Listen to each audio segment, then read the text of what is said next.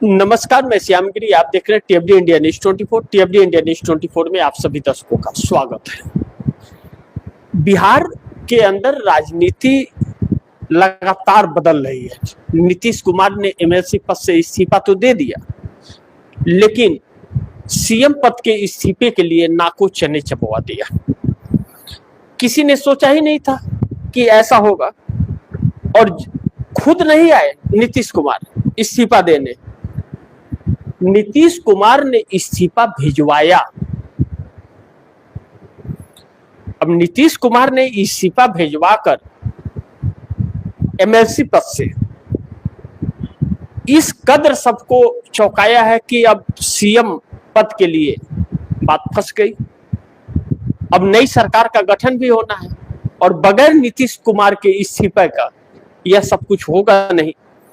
और जब यह सब कुछ नहीं होगा तो अब भारतीय जनता पार्टी के लिए मुश्किलें शुरू हो गई।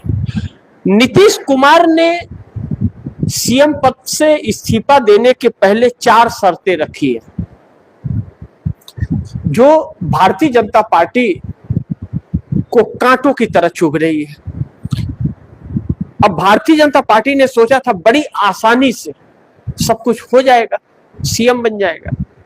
अब पता चला कि सीएम पेज का कितना पेच फंसा हुआ है सीएम पद पर। बहुत महत्वपूर्ण यह है कि बिहार के अंदर नई सरकार का गठन होगा। सवाल यह है कि नीतीश ने उलझा तो दिया है, एनडीए सरकार भी खत्म हो गई, गिर गई सरकार। अब किसकी बनेगी सरकार, एनडीए की या महागठबंधन की?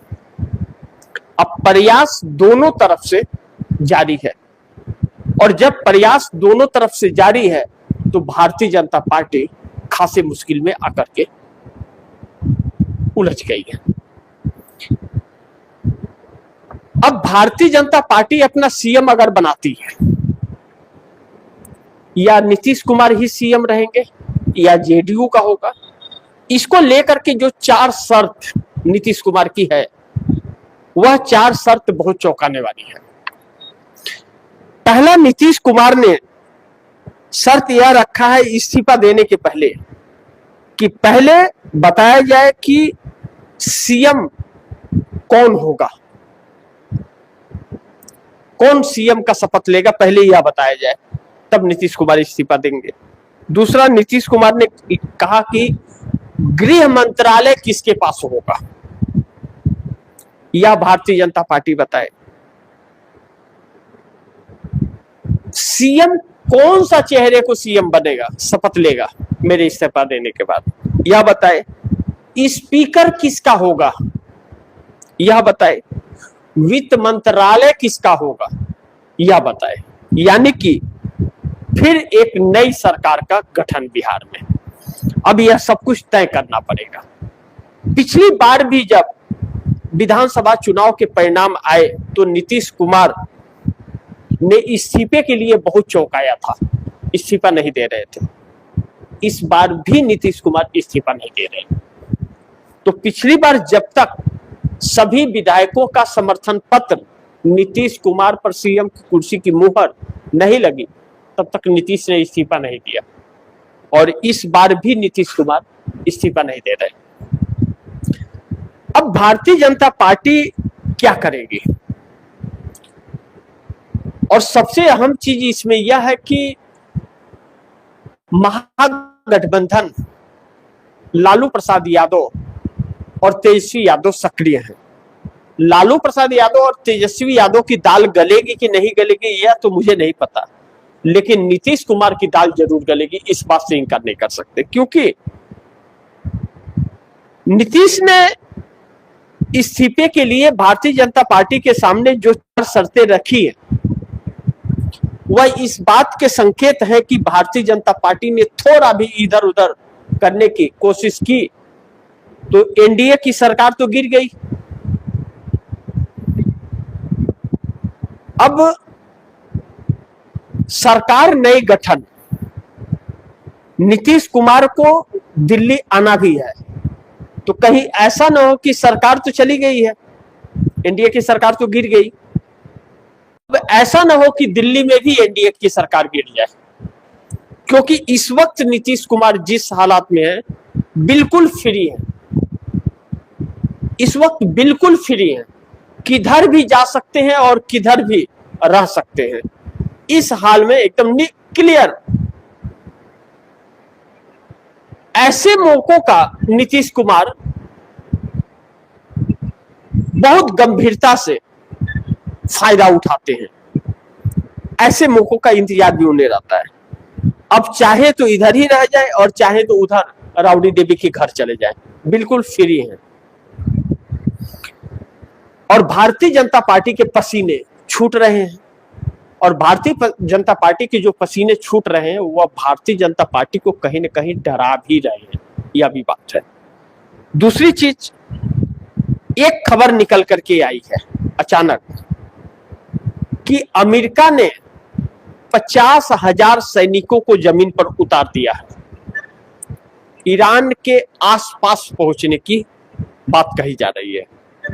अभी कहां पहुंचे यह नहीं पता, लेकिन ईरान उन सैनिकों के स्वागत में खड़ा है कि अमेरिका के सैनिकों का स्वागत है, वेलकम करने के लिए। और तेहरान टाइम्स में यह चीज छपी है। अब भारतीय जनता पार्टी की सरकार, मोदी की सरकार, जो ट्रंप के साथ खड़ी है और नेतन्याहू के, इस युद्ध का क्या परिणाम होगा यह वक्त बताएगा। लेकिन डर इस बात का है कि अगर ट्रंप ने नरेंद्र मोदी जिस तरह से उनके कसीदे पढ़ते हैं या उनके सामने कंप्रोमाइज हैं, ट्रंप ने भारत का इस्तेमाल इस युद्ध में अगर कर लिया तो फिर भारत का क्या होगा, यह डर हर किसी के अंदर है। क्योंकि भारत की जो व्यवस्था है या आज जिस तरह से अर्थव्यवस्था चरमराई हुई है, शेयर मार्केट पूरी तरह से आज भी क्रैश किया, तंगी बहुत बड़ी इस देश के अंदर आने वाली है, भयावह परिस्थितियां होने वाली है, इस बात से तो इनकार नहीं कर सकते। लेकिन मोदी सरकार अभी भी चुनावों में व्यस्त है।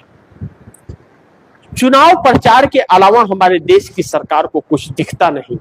सत्ता की भूख इसकी इस देश को बहुत बड़े संकट में डाल रही है। जनता फैसला करे, जनता को क्या करना है नहीं करना है वह जनता ही कर सकती है। लेकिन ईरान एक बड़े मुकाबले के लिए और चुनौती देने के लिए तैयार है। अब हमारे देश पर जो असर पड़ने वाला है इस अंतर्राष्ट्रीय मार का, इसको हमारे देश की जनता किस तरीके से ले रही है, जब हमारे देश की सरकार किसी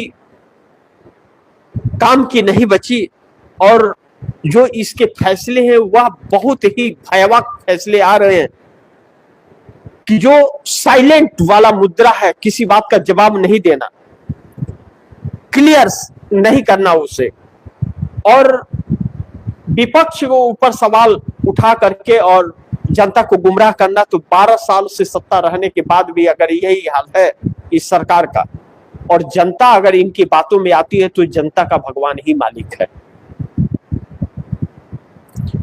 अब दिल्ली के अंदर जो हलचलें और बैठकों का दौर शुरू है भारतीय जनता पार्टी का, पहला पूरा फोकस बिहार के ऊपर पड़ा हुआ है कि बिहार में कैसे भी अपना सीएम बना करके सत्ता हाथ में लेना। अब नीतीश कुमार सिर्फ मुख्यमंत्री पद से इस्तीफा नहीं देंगे, नीतीश कुमार बिहार के भविष्य का फैसला करेंगे।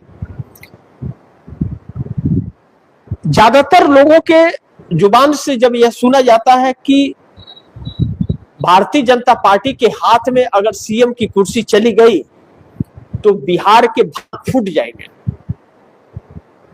और सवाल यह भी है कि आरएसएस इसमें एक्टिव है कि आरएसएस का पसंद का कोई सीएम होगा तो लाजमी है कि वह सीएम भाजपा और बिहार के लिए नहीं बल्कि आरएसएस के मकसद को पूरा करने के लिए बिहार में सीएम बनेगा। जब सम्राट चौधरी इसी कार्यकाल में गृह मंत्री बने, जिस तरह से बुलडोजर का उपयोग किया गया, गरीबों के जिस तरह से मकान को उजाड़े गए, बिहार में तो मकान अगर ऐसे ही उजाड़े गए जिस तरह उजाड़े जा रहे हैं और बुलडोजर का प्रचलन चलता रहा, तो आने वाले वक्त में बिहार में वह मारामारी पड़ेगी कि लोगों को सड़कों पर रहने का भी जगह नहीं मिलेगा। बाढ़ पीड़ित क्षेत्र है, सबसे पिछड़ा राज्य है बिहार। वहां की 20 साल की नीतीश सरकार ने आज तक न तो प्रवासियों को रोक पाई और न तो बाढ़ पीड़ितों को कोई मदद पहुंचा पाए, न तो रोजगार के अवसर वहां खोल पाए, न तो इंडस्ट्रीज हुई और न तो कोई कुछ हुआ। लेकिन फिर भी बिहार का विकास हुआ, ऐसा कहा जाता है। तो अब भारतीय जनता पार्टी जो खुद कहती है कि बिहार में कोई कंपनी नहीं आ सकती, यह गृह मंत्री अमित शाह का आधिकारिक स्टेटमेंट है, और प्रधानमंत्री कनपट्टी पर कट्टा की बात कहते हैं कि रील बनाओ और पैसा कमाओ, तो बिहार के भविष्य का क्या होगा और भाजपा किस हाल में ले जाएगी आप समझ सकते हैं। लेकिन नीतीश कुमार के ऊपर इस वक्त दारोमदार है। नीतीश कुमार ने जैसे 4 शर्तें रखी है, यह 4 शर्तें क्लियर होने के बाद क्या नीतीश कुमार बिहार की सत्ता सौंप देंगे? नीतीश की पार्टी में भी बहुत बड़ा दरार पड़ जाएगा। एक ऐसे मुहाने पर आकर के नीतीश कुमार खड़े हो गए। लेकिन साथ ही साथ एनडीए की सरकार भी बिहार में तो गिर गई, लेकिन केंद्र में भी बड़ी मुश्किल में आकर के खड़ी हो गई है।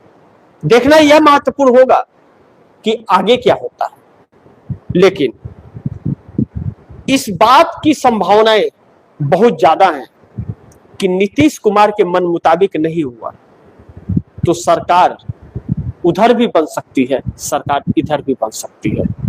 अब बनेगी किसकी, इसके लिए थोड़ा इंतजार करना पड़ेगा।